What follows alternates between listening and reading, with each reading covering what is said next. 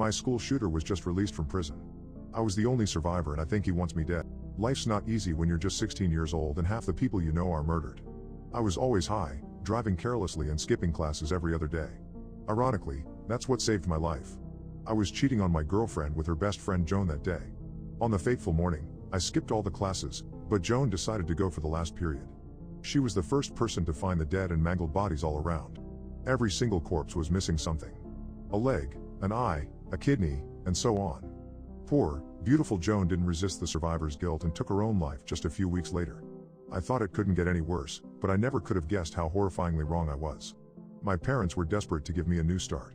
I was only a high school sophomore and had my whole life ahead of me, so we moved across the country. I decided to seize the opportunity to really start over, stop making my parents worry, and be a good boy. I promised myself I'd be a better person.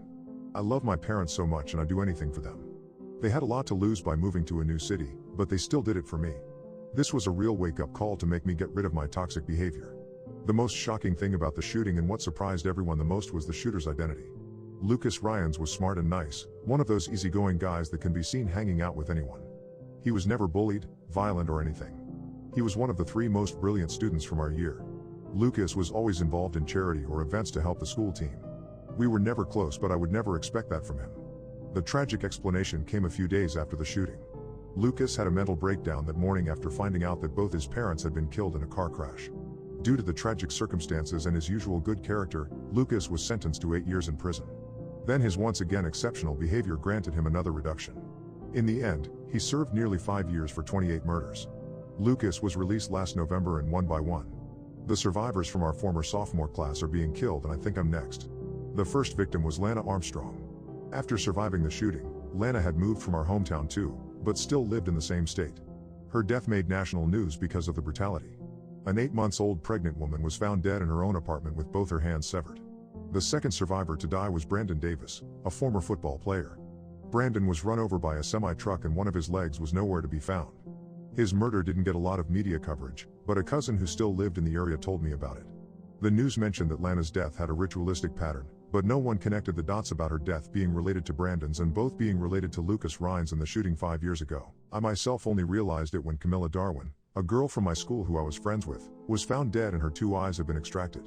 There was no doubt Lucas was back to finish the job he had started. I know that 3 brutal murders should have made me panic, but I didn't worry too much about my safety because I was living over 10 states away. It would be so much easier to simply pursue closer targets like he had been doing so far. But making this assumption was a mistake. After Camilla, Lucas came for me. I was jolted awake in the middle of the night by the horrible scratch of long nails against the metal of my doorknob. The smell of decaying flesh hit my nostrils almost simultaneously. There was no adrenaline rush in the world that could keep me from falling on the floor in a pool of my own vomit. As the 3 figures entered my room, I let out a scream I've been holding for over 5 years.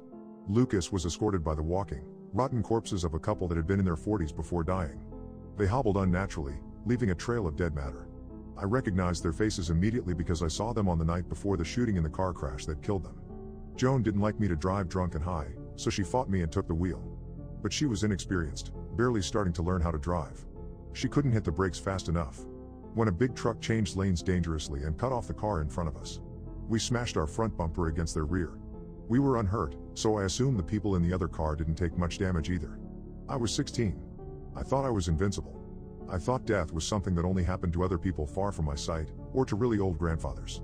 I told Joan we had to leave or we would be in trouble, and I saw their faces for a fraction of a second as she drove away trembling. I felt like we were in slow motion, as my senses registered everything with a sharpness they didn't usually have. The 2 of them, Mr. and Mrs. Ryans. The couple in the other car were undoubtedly dead. I vaguely thought they would be fine, but we wouldn't because my girl was driving her mother's car, even though she still didn't have a permit. We didn't stop to help. We were scared. I was a coward. They were still alive when we left them. They could have survived if we didn't run away. Instead, a second vehicle crashed into them. It was late at night in a dark road. I only learned this part of the story after they visited me last November, and to this day I still don't know what happened to the other driver. That night, I told Joan we'd sort things out in the morning. She was crying and obviously couldn't sleep a wink. She was a mess the next day. I tried to keep calm and rational and fix everything. I truly thought the only problem at hand was pretending that we weren't in the crash. We were getting rid of her mother's car. As Lucas received the news, we were calling the insurance company, pretending that the car was stolen as he, maddened by his pain, started loading every gun in his house. I was calming Joan down and telling her we would be fine as Lucas mercilessly slaughtered half the people we knew. Joan was miserable. I was miserable too, but we still didn't know whether the people in the crash had lived or died. I know now that Joan did find out what happened way sooner than me. She had to know. And the answer was why she took her life. Not the shooting. Not only the shooting. At least she went through so much because of me. Everyone went through so much, so when Lucas and the zombies of Mr. and Mrs. Rhines entered my room, I begged for my life.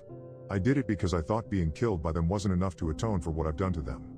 I offered to help Lucas with his plan. Killing people and using their body parts to replace his parents. Cutting their limbs and organs off right after death. Preserving them on ice, researching old witchcraft and rituals, sewing them on his parents' decaying bodies. I've done it again and again, and now the Rhines couple is almost completely brand new. They just need new hearts to function again, almost like they never died. I offered mine for one of them. So this is goodbye.